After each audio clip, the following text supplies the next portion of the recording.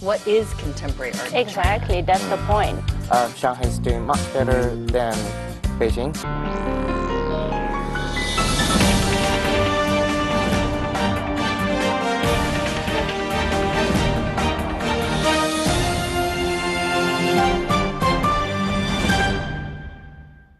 Hello and welcome to this edition of Crossover. I'm Yi Shu in Beijing, and today I'm joined by my wonderful guest host and CCTV colleague, Julian. Hi, it's good having you guys here, and I'm glad to be on the show today on Crossover. Well, Especially yeah. excited to be here on the show because I'm feeling like I'm finally carrying on the family tradition. Yeah, I having come know. From a family I'm of so artists. glad, especially that you're joining us for this particular show. Yeah. Because, yeah, like we said, your family has this long legacy of art, being involved in art. Yeah, my grandpa, he's a Chinese calligrapher. He's a painter. My grandma, she's a photographer, and my aunts and uncles are writers and artists. So, yeah, they're all artists, and I'm the only one who's not doing art. So. Well, but you're talking about art, so it's a perfect fit that you're the host of Culture Express. Exactly. Well, I'm trying very hard to talk about art, which is why I'm here, and also we're joined by a great panel of guests Yeah, today. absolutely. We're joined by two guests. We have director and curator of Ink Studio here in Beijing, Natalie Colonello. Hi. Welcome. Hi. It's good to have you on our show. Great to have you. And we also have senior curator from Rockbund Art Museum in Shanghai, Li Qi. Thank you for being here. Thank you for having me. Thank you. Now, the two of you know each other. Yes. Yeah. Yes, I'm sure you've worked together in the past. Beijing or Shanghai, which one is... New Yeah, York. we're gonna have a debate right now. Which one is more the hotbed for art, contemporary art these days? So I would say probably it was Beijing, but recently the art center of art in China is shifting to different places, and Shanghai is one of them. There's a significant shift in recent years, especially since 2014. I think, especially on the institutional level, Shanghai is doing much better than Beijing, I suppose, if I can say so. For example, I used to work in Beijing. I used to base in Beijing. I worked for art magazines and various institutions in Beijing.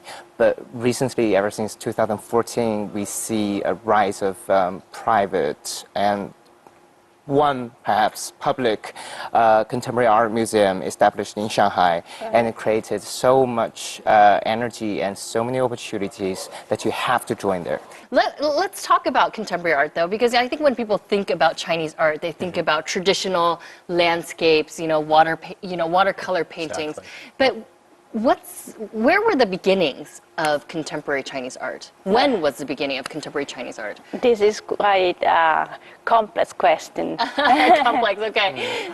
Yeah, we can say that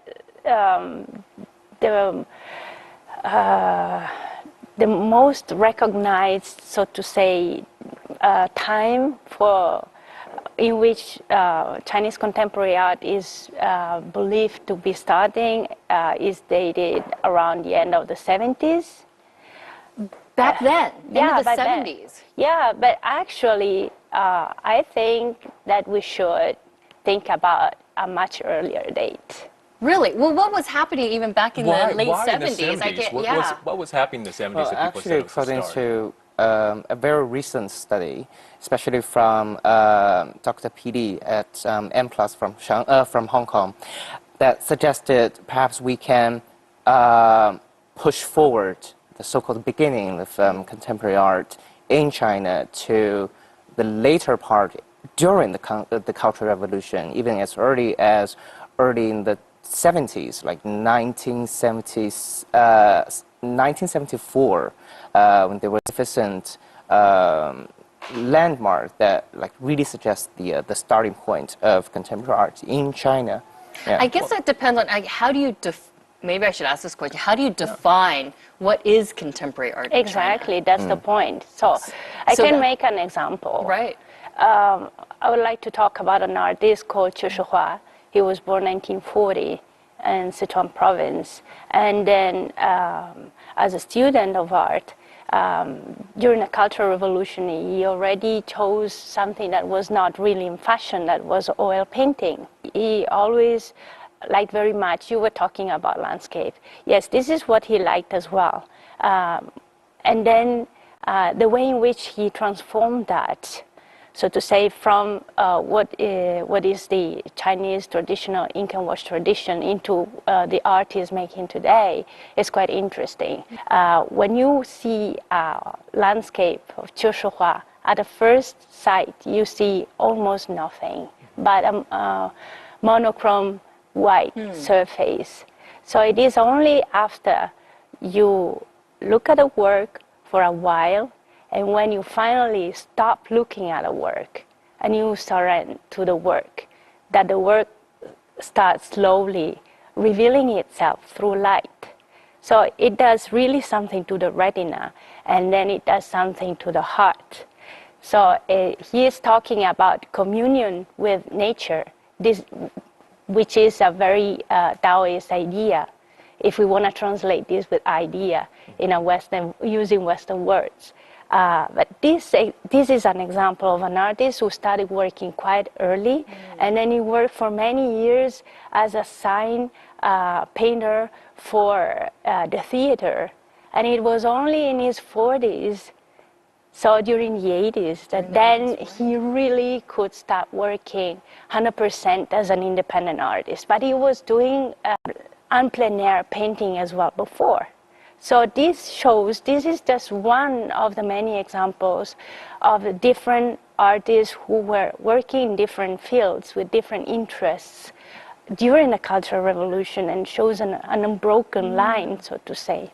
There's a lot out there, but it seems like a lot of the international media attention tends to be on Chinese contemporary art has social-political undertones, or they're politically charged. But do you feel like that overshadows a lot of the talent that's out there and the message that are being expressed by today's contemporary artists in China? Of course, the political issues might be interesting for part of the audience, and of course, there are artists interested in this kind of art. Nevertheless, at the same time, there are many artists interested in different issues than this. They're more, so to say, personal, more existential issues. I think to answer that question, you have to look back into the history of basically contemporary art in China. Right. It started as a strong signal opposing the back then the mainstream ideological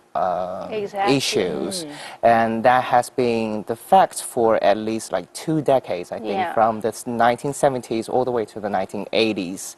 I think it was only until after 2000, especially ever since China's accession to the WTO and successful bid on the 2008 Olympic Games, that the government started to post an opening up policy on the culture fairs.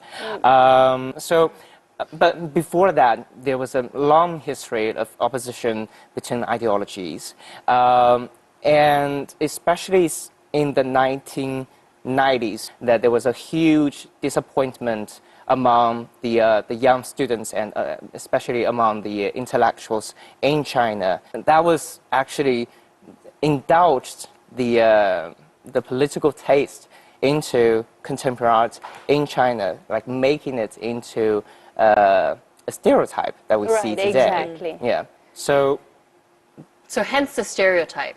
But how has that developed, or how has contemporary art, I guess, diverged away from that stereotype now? It also happened around after 2000 that this strategy of direct opposition to the political agenda shifted to a more diverse and like dynamic strategies working into the social reality. Exactly. So from like politics into like daily and social politics, that like the small politics that we find in our daily lives, like more diverse. Yes. And there were so many social and historical changes going on, and economical changes going on at the time. So there was at the time, as Li Qi said, stereotyped kind of Chinese contemporary art that was quickly digested as well outside of China. through umpteenth exhibitions about Chinese contemporary art, and everything went into that label, good, bad things, etc. All right, when we come back, we're going to continue our discussion on contemporary art in China. Please stay with us. I'll be right back. Oh my God, I want to be somewhere else. This kind of label of Chinese artist has Exactly. been.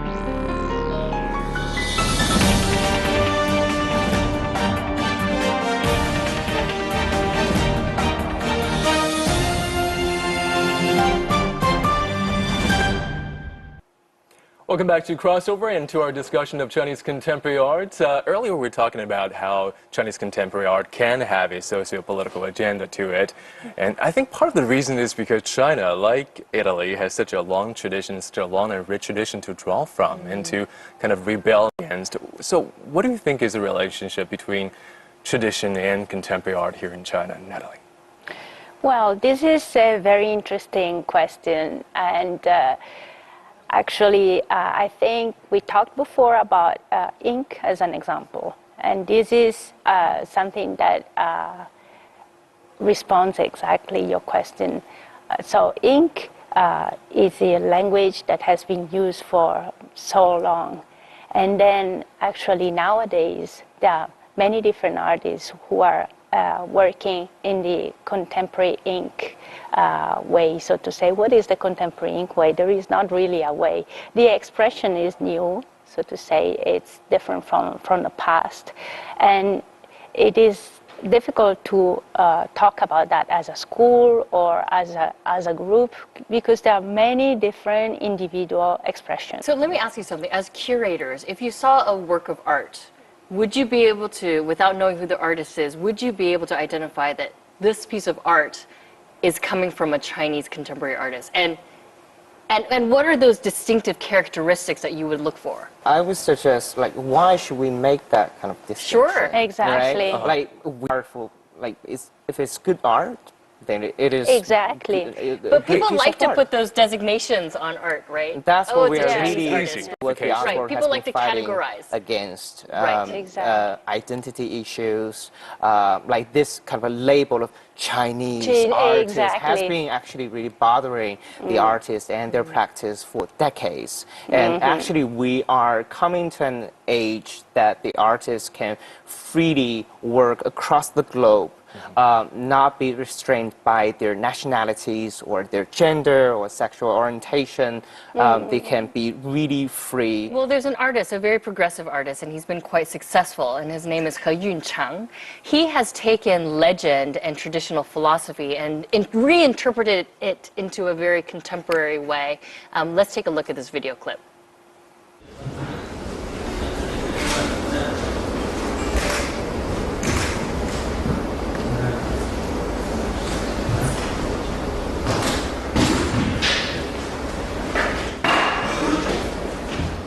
在90年代，我尝试了一下行为艺术这种艺术形式的话，我觉得我挺喜欢的。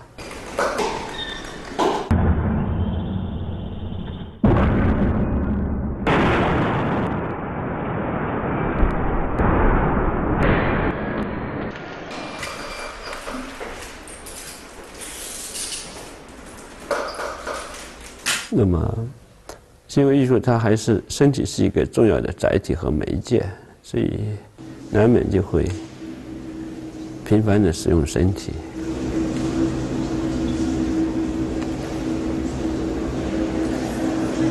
可能还不是直接对身体的一个伤害，最直接的那种创伤。我觉得可能是那个《石头英国漫游记》，那个因为是16周，120天，然后每天都是一个很痛苦的节点，每天都很痛苦啊。后来我做完那个作品，我大概用了1年多，身体和心理才一点一点的恢复过来，重新活回来，活到一个正常的人。但是活回来之后，你会觉得，哎呀，太无聊了。总是很慎密的思考，然后再付诸行动的，也没什么好后悔的。中国人也说长痛短痛，长痛不如短痛。中国传统，我觉得5000年，他们说号称5000年吧，传统我觉得，一个现代的人，他凡学习过，他必然具备传统的素养，是吧？但是我觉得在这么一个高速发展的时代，那么传统的形式还是要和这种当下的这种理念和新锐的表现形式，然后融合在一块，那么它才具有这种持续的发展和存在的更大的可能性吧。我相信观众还是很聪明的，是吧？我只要耐心一点，然后总有人会穿透我的作品。其实我们看艺术家的作品，最快乐的就是你能洞穿他那种缜密的思维和他那种饱满的或者说是精彩的那种表现力，是吧？我现在比任何时候更有耐心了。Well, Natalie, I know you've worked very closely with this artist. What is his message and how do we understand his art?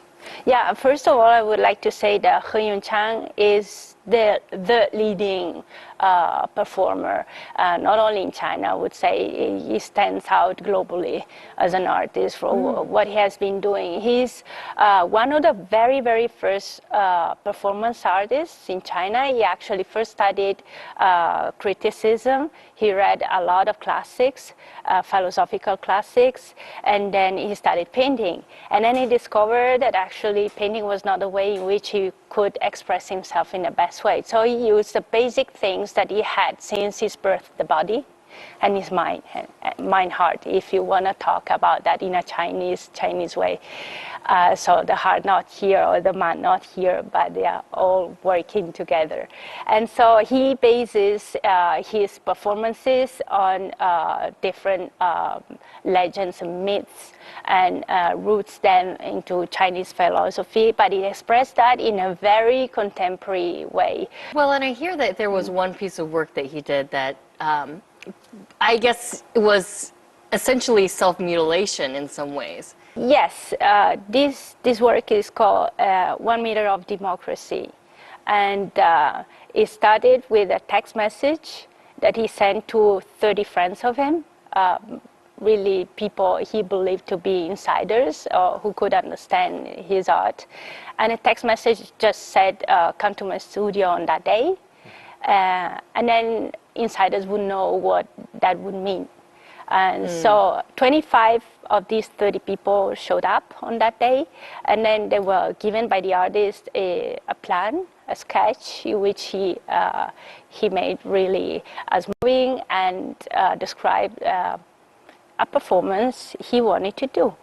And this performance included some physical suffering. Right. And then he asked people to vote or against the execution of this performance. And then just for one vote, the yes won. And then at that point, of course... So of these 25, more than half said yes. Go forward with this personal suffering. Yes, so what does it mean? Right. If you vote yes, it means that this artist is going to suffer, but at the same time, he is going to be able to deliver his work to the world. If you vote no, then he is never going to be able to deliver this message, but he will not hurt himself.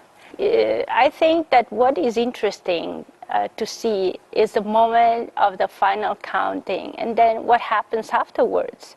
If you voted yes, what do? Do you go home? Or if you voted no, what do? You go home? And what happened? What happened is that the audience to another place in which he prepared the setting, and then there a surgeon operated the surgery. How did you vote? Yes. Yes. And I would do it again. But then you had to experience the consequence of your vote, which was watching this happen. So it's not only suffering for him. What were you thinking then, when you had to watch? Oh my God, I want to be somewhere else.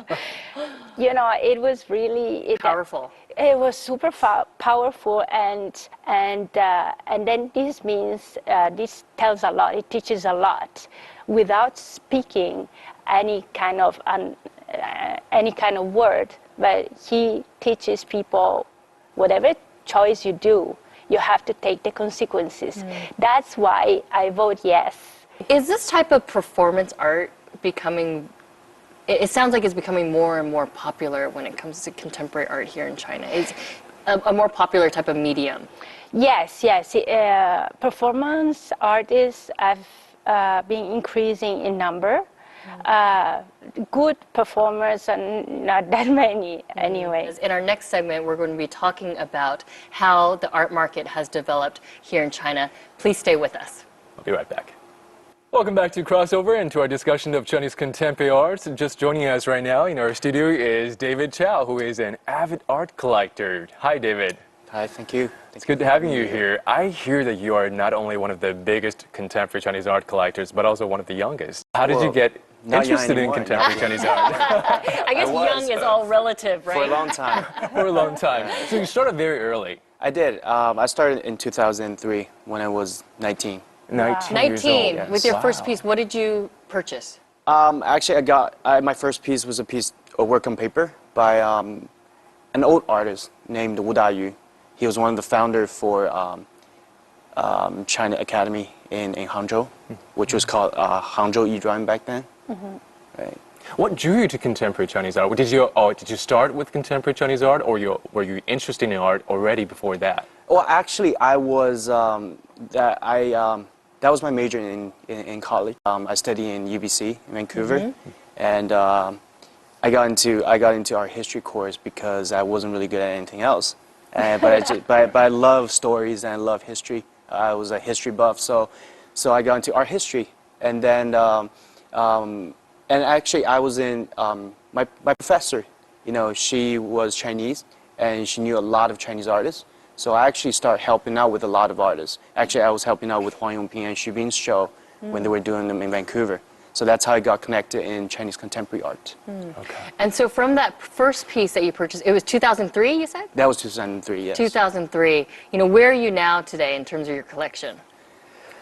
It went through a couple periods of, identity searching, but I think around 2007-08, after the crush of the market, I finally kind of found out what I really wanted with the direction of my collection. So I kind of sold some pieces, some collections that I don't really need anymore, and I fine-tuned my collection into the stuff that I will keep on collecting from now on. So right now, I have about 500 pieces. And how would you describe your collection? What's the identity? I think I have one of the biggest collection of new media art in China right now. So which is completely different angles. One of the questions that Yi and I were asking is, as an audience, you tend to judge art. When it comes to art, you can tend to say, well, is this good art or is this bad art? And how do you evaluate art? How do you choose which paintings to go into your collection? Well, because my background is more of art history background, so I do tend to have I look through the art historical angle more than more of an instinct, But with the young art, I'm actually trying to be more of, instead of looking through history, I'm looking through what's going to happen in the future. I think at the moment we are living in a time, perhaps it's the best of time and the worst of time. A time when the best and the mediocre can both survive in the art world. Right. The art world is very much diversifying with its multi-layers that is providing access to all kinds of audience and collectors, from the very top to the very massive. However, I think there is still a system that you can follow. I think most conventionally, that would be art criticism. Art criticism generated by the study of art history and art theory, and also in close inspection with our social reality. Right. In the meantime, I think what David mentioned, one of his collecting strategy, that is instinct, which is also very important. I think there will always be the moment that we have goosebumps all over our body when seeing the work, and I think it's almost like your instinct telling you. The more you look, you just kind of know what's good. Yeah. Right? It's trained eyes, It really does. visual experience, very much trained and refined visual experience that can really tell you what you're looking at and if it's worth for your time. So there's no hope for me. Well, I think a lot of the reason why people are asking this type of questions, especially with contemporary art, Chinese art, contemporary art, is because they look at a contemporary piece of contemporary art, they go, well, I could have done that myself, Right, or I could have done the performance myself, and so how is it different? Sometimes I look at contemporary art and I think my 8-year-old could have done that painting. There is a book for that. Oh, It's really? a book I need it. just entitled Why Your 5-Year-Old Can't Do That. My 8-year-old might be able to, though. 5-year-old, maybe not 8, perhaps. Well, Chinese contemporary art has grown a lot in the past 30, 40 years, and especially nowadays, in the past 10 years, we're seeing this burgeoning of contemporary Chinese art. Why is that? With more money now. Well, that's exactly That's one reason, yeah. From a collector's Point of view, perspective, yes. And also, I think partially thanks to the government policy that is really promoting the soft power, even the cultural side of the society, and this the booming of institutions, public or private, all across the country, not just in Beijing, Shanghai, but also in Wuhan, in some what we call the second-tier cities as well. And David, is it easier for private galleries to exist right now? I think it is quite easy because there is a big market for it. But the problem is there's not enough people with the experts to do well. Let's talk a little bit about this market, because who is buying the art? Is it Chinese? Is it the international community? I think everyone's buying Or the artists themselves Yeah. that have I was experience in the interested. industry? Artists buys a lot of art, actually. Yeah. Yeah. So I would say that there are different kind of collectors buying Chinese contemporary art. There could be the collector who has been collecting classical art until yesterday and then starts being interested as well in contemporary, different contemporary facets of it. Or there could be the young collectors, like I think we have one very good example here, like David, who might be interested in historical pieces and as well now very, very young artists. Or there could be collectors who grew up abroad and probably go back to their own culture from a different perspective. Or there could be the Western collectors who are interested in the culture itself, in Chinese culture, or who are very big collectors and are trying to collecting worldwide. Art pieces they might find interesting by themselves or to add to their specific concept, because each collector is different, as each artist is different, so you have to know them well to know what they might be interested in, how the collection might turn, and what kind of pieces they might change in time. Will we see a good return in contemporary art? And how long do we need to invest in it? Is it long-term investment? Will we be able to flip these in 5 years, or are we looking at a 20-year, 30-year horizon? It depends on the quality of what you collect, but this is not completely predictable, right? I saw a smirk in David's face, so... Yeah, because I was just... Well, it really depends on the kind of art you buy. Yeah. I mean, with the kind of... I mean, what experience have you had? I'm definitely not a good, smart investor in that sense buying art, because the kind of art I buy, you know, multimedia, installations, performance art, you're not going to be able to flip them. So let me understand this, and I guess I just don't, because I can understand, okay, I'm going to buy a piece, I'm going to buy a painting, or I'm going to buy a sculpture, and I'm going to put that either in my private collection or I'll put that in my home. But you're buying a piece of performance art. What does that mean? What exactly do you own? What have you bought? And then what do you do with that once it's in your collection? Well, you pretty much own the rights to exhibit the piece. Okay. And the right to transfer the piece in the future if there's a market for it. It's like buying a screenplay. In a way, Yeah, in a way. In a way, yes. But as you guys were mentioning, like buying art for new collectors, it's actually a scary thing. If for someone who have never bought Sure. art pieces and go into an art gallery with all white walls and art pieces and nobody telling you what to do, it's a pretty scary. Right, all three of you, I mean, you pretty much represent and embody this ecosystem that supports the artist and the future consumer or collector. David, you mentioned before, you're promoting art because it was something that wasn't done before. You've created this foundation. What else needs to be done? I'm excited to see how the internet is going to change the art world. It's probably the last place that it hasn't really changed completely, but I believe it will. All right. Well, I want to thank our male guests today for joining us on the program. David and Li Qi, thank you so much for being here. Thank you. Now, when we come back, we're going to be joined by a contemporary artist here, one of the most famous contemporary artists here in China. Her name is Bing Yi. When we come back, we're going to meet her. Please stay tuned. We'll see you right back. Oh, God. What a story. Interaction has been, I would say, quite intensive.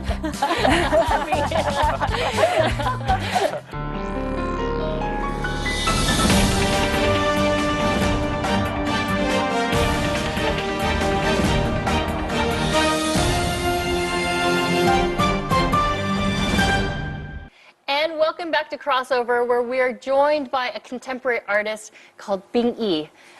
Welcome to Crossover. Thank you. Welcome to our show. You just came back from Istanbul, where you did a project there. Tell us about that. Oh, God. What a story. That morning I arrived. It was beautiful. And I said to the driver, I said, drive me to the Blue Mosque. And he said, no, you can't. It's going to be too late. I said, what? This is early. He said, no, press conference. You must go to the museum. So I went to the museum. Right before the press conference happened, an explosion took place at the Blue Mosque. I was just that close to going to the Blue Mosque. That close. If it had been that driver who told me, you can't go, I would have been there. Tell me a little bit about the reason why you went to Istanbul, which was because you did have work there, Yes. the body of work called Apocalypse. Can you describe what that body of work was piece about? I always saw demolition in China as a gigantic earthquake. And all of a sudden, time was squeezed into that gigantic earthquake. 2008, right? Yeah, so immediately it was a big political human event. And we lost children, we lost people. We all know somebody who was involved with that. So I decided to make a painting. For years and years I returned to the site of earthquake. I carried the painting in a container on my back, and I went around watching these scenes, observing these sites, understanding how nature claims back all the sites. And that was where it came from. So the biggest question, I guess, is that how do you assume rebirth? After such Yeah. disaster. Devastating. Yeah. Right. And the same event at Istanbul. Right. And how do you see yourself between these disasters, these natural processes, and and the people these things are happening to? I'm an eye. I observe. In observation, you shed light. In the most kind and generous and detailed observation, there is the biggest amount of generosity, attentiveness, respect, non-judgmental delivery that a human being can do. Natalie, you've worked with Bingyi for quite some time. Can you tell me about your first interaction? How did the two of you meet? And what was that first interaction like? The interaction has been, I would say, quite intensive. And I think it's very beautiful. It's so interesting to work with Bingyi and to get to know and to be part as well, in some sense, of the project she is doing.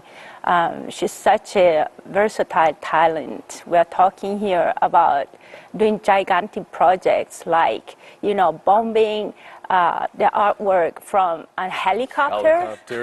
With ink bombs of 20 kilos each. We are talking here about doing a portrait of sacred lands in the south of China in collaboration with the natural elements and the soil. Here we're talking about work that just 1/6 of it is more than 2 meters by 20 meters and more. So we're talking about this kind of huge things. Grand scale, right? And also about almost microscopic works that she is able to do with her daily painstaking practice of calligraphy. Is taking her hours and hours, and then through this skill that she is acquiring and refining every day, she is able to do fantastic pieces like fairies. That's a huge range to be able to go from this macro huge project to this complete minutia. And it is not all. She is now working on a huge project that is called the Beijing Hutong Project, which includes all sorts of work in there: documentary, film, fiction, architectural projects, architectural interventions, painting, and you name it, what I forgot. Books. I'll tell you. Right. We do have a video clip of a teaser of a film project that you're working on in the Beijing Hutong. Let's take a look at that.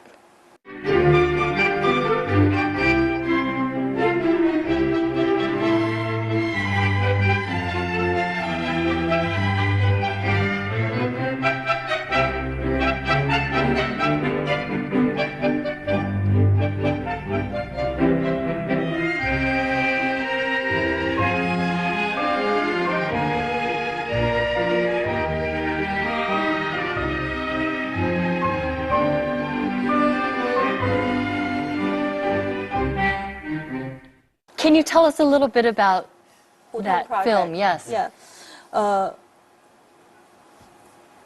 Part of the most romantic, poetic, beautiful, but lost part of China is the inner city of Beijing. So how do you revive that part of memory and put that into this intense scope of creativity and make something available to the people there? See, two things. I'm the most concerned about real-time, real people and giving them back, and the highest form of humanity and creativity. And I expect them to happen simultaneously. So that was where Hutong Project departed and took place. I began by inviting people to write love letters to Hutong. So we received all these beautiful, beautiful love letters. Can you imagine?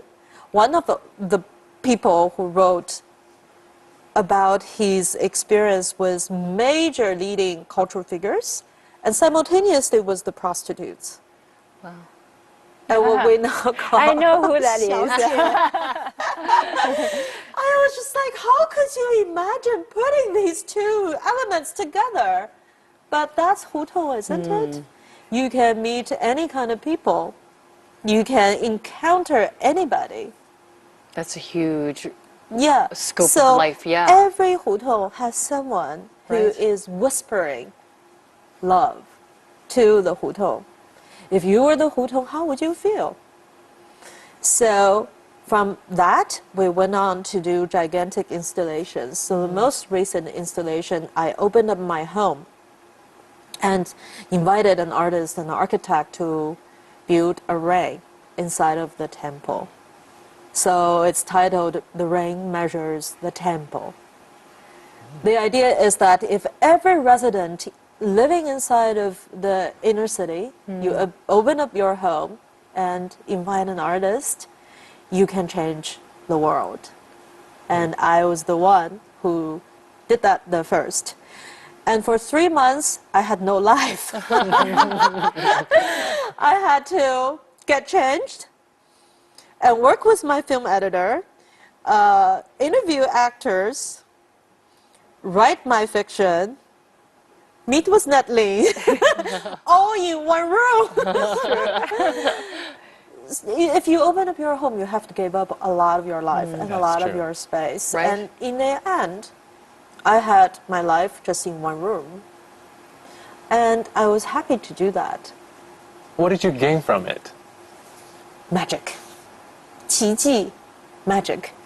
So we went from inviting people to write love letters, inviting people to our home to create. And then the third step is to really inspire the group of most creative people to generate their imagination as a community, which is the film. Are you talking about, when you talk about inviting people to generate these imaginations, are you also inviting people who are locals, who are Yes. Putongers? Yes, absolutely. So when you ask me about local people, I think their dignity is what drives all my projects. And it's these local people who have supported us, given me everything possible, allowed me to go into their homes to film, and taught me what Beijing is about. And in many ways, this is your way, like you said, of giving back Yes. back to the environment, giving back to the local community. How much of being a woman is a part of your art? Completely empowering. I think it's so important as a female agent. There are things that people naturally give you as being taken for granted. For instance, you're more sensitive, right? That's because you're a female. But it's empowering, but also a bias. Right. And much of the world is framed as such. The most, I would say, noble way to approach this is to recognize how privileged we are. I mean, most people don't recognize this is a country where still there is a lot of gender issues, so much gender issues, and still being a female artist is a problem. Absolutely. So I feel very lucky to have been able to spend time with both of you here right now. Thank you so much for joining us today and sharing your art and sharing yourself with us, Bingyi. And of course, Natalie, thank you so much for introducing Bingyi to us, as well as the other artists that you've introduced throughout the program. Thank you so much. Thank you both for And inviting Julian, us thanks for today. joining me here on the couch. It's my pleasure to be here today, to be in the company of so many successful and enlightening women. And of course, thanks to our viewers at home for joining in with us today. We'll see you next weekend on Crossover. Bye for now. I'll see you next time.